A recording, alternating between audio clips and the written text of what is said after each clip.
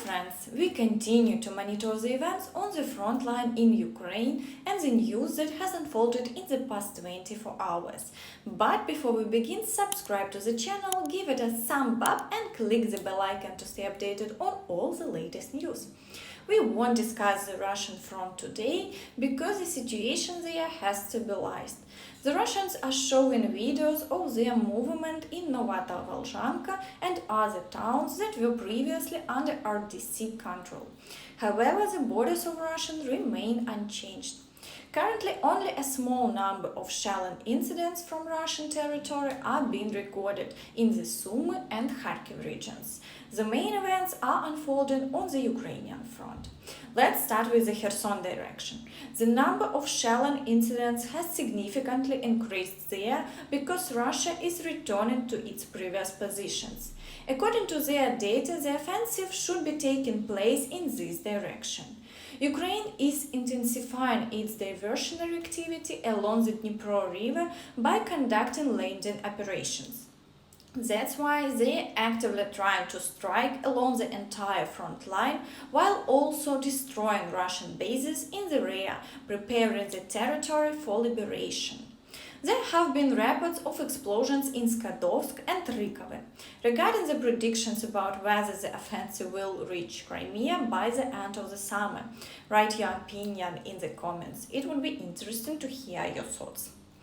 Satellite images of the Kakhovka reservoir have appeared online showing how much the water has receded today.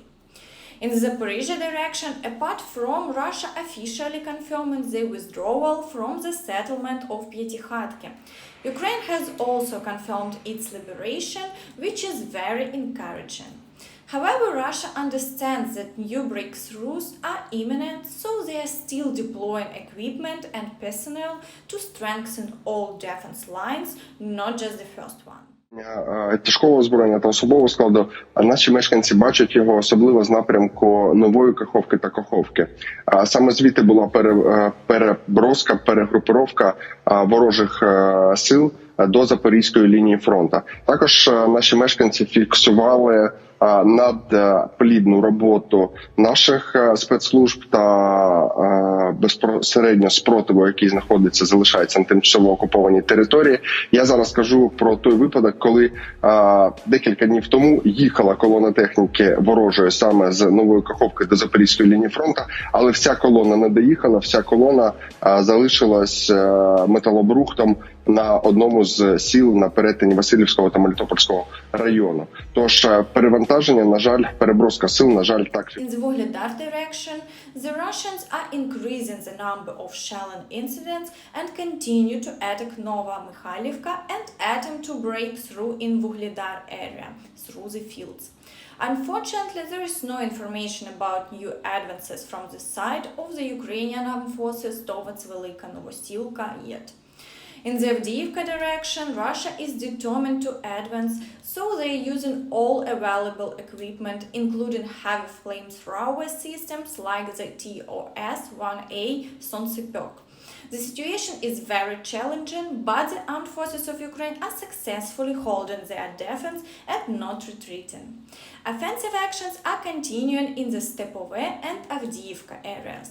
There are also a significant number of shelling incidents in the Mariinka area, and the Russians are trying to push the Ukrainian armed forces out of the city. However, the front line remains stable and the Ukrainian armed forces are preventing the enemy from shifting it. Although there are reports of a Ukrainian advance of 1 kilometer, the exact location of the advance is currently unknown and clarification is awaited. Many speculate that it could be the village of Vesele, but it was already under the control of the Ukrainian armed forces before, so additional confirmation is needed. A video has also surfaced online showing a Russian tank loaded with explosives detonated on a mine while moving towards Ukrainian positions. The explosion was powerful and unexpected for the Russians. In the Bakhmut direction, the occupiers continue to shell the entire front line. Attacks are periodically carried out from the Ukrainian side and flanks are being cut off. There is no news of new successes yet, and the front line remains unchanged. The Lugansk direction is also quite active. In the area of Svatove, the Russians continue to attack Novoselivka and Berestove. Shelling is taking place along the entire front line, but it's not helping the enemy, and over the past days the front line remains stable. In the area of Dvorishna, shelling continues, but without any offensive actions, the situation is stable. In the Kremina area, the Russians are conducting shelling in limited quantities, but no offensive actions have been recorded. Nevertheless, there is an accumulation of equipment and manpower, so it is possible that the Russians will initiate new movements in the near future. In the Siversky direction, battles for Bilohorivka are ongoing, along with shelling along the entire front line. However, the Russians have failed to achieve success and the front line remains stable. It is also reported that during past week, the armed forces of Ukraine destroyed 10 ammunition depots and 20 bases and headquarters of the occupiers in the occupied territory. This is a significant success. The European Union also announced that it understands the complexity of the counteroffensive and will expedite the delivery of military assistance to Ukraine. They emphasize that military support is crucial in the conditions of this high-intensity war. Ukraine is preparing for a protracted struggle that could last several months or even longer. We hope that the conflict will indeed be resolved within months rather than stretching on for years. It is also reported about a meeting between Blinken and the Chinese foreign minister. According to reports, the negotiations lasted over 5 hours, but details are not disclosed. It appears that the United States is making serious efforts to improve relations with China. Ukrainian military also warned that the Russians have deployed coastal missiles complexes BAL in the Bryansk region. These complexes are designed to destroy enemy fleets using anti-ship missiles such as the Ha-35 and Ha-35U. The presence of such complexes in the Bryansk region, which is only about 250 kilometers away from Kiev, creates a new threat. The Russian army may attempt to shell Ukrainian cities from the firing range of these missiles, which were originally intended for other purposes.